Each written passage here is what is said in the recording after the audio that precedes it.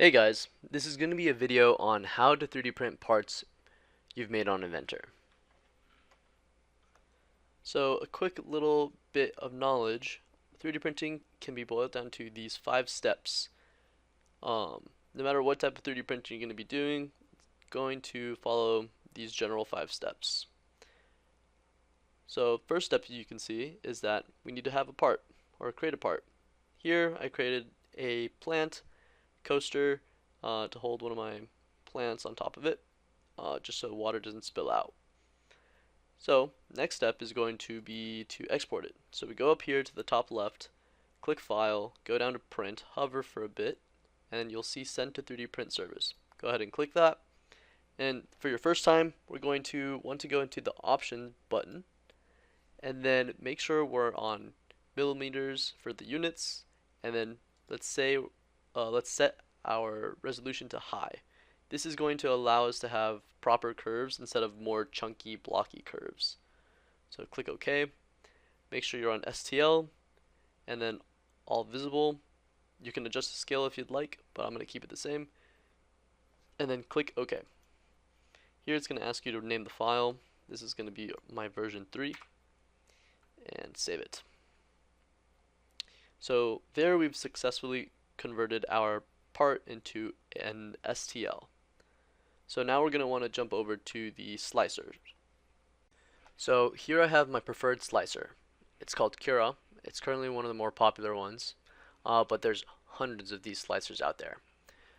The objective of any slicer is to convert an STL file or a .obj file into a G-code file.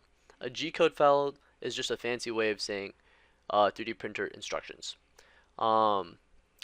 You upload this G-code file into a 3D printer just so it can go from point A to point B and extrude and not extrude and have all these types of directions to follow. So since there's so many directions to follow, it helps whenever we have a slicer to automate these instructions automatically based off of our model. So pretty much with any slicer, you go ahead and first step is to drop in the model that you made, which is the STL file that we exported. Here's my plate. You're going to want to orient it just like that. Depends on what slicer you're using, of course. And here is the next step. Once you have everything nice and exactly how you want it in the settings and how the size is and how the rotation is and yada yada, there's a bunch of videos you can look into for figuring out that type of stuff.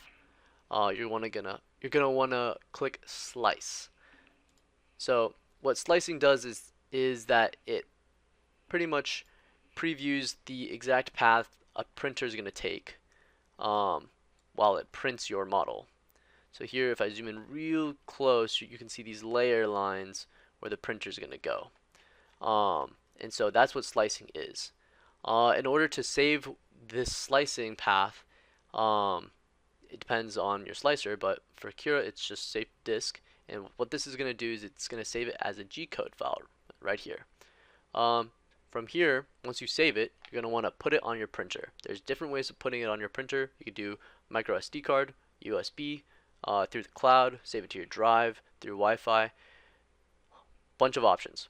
I'm not going to go into which ones your printer is going to allow, but for my case, it's going to be, I'm going to just put it on a thumb drive and then move it over to my printer, put it in, open it up on my printer, print. Easy as that.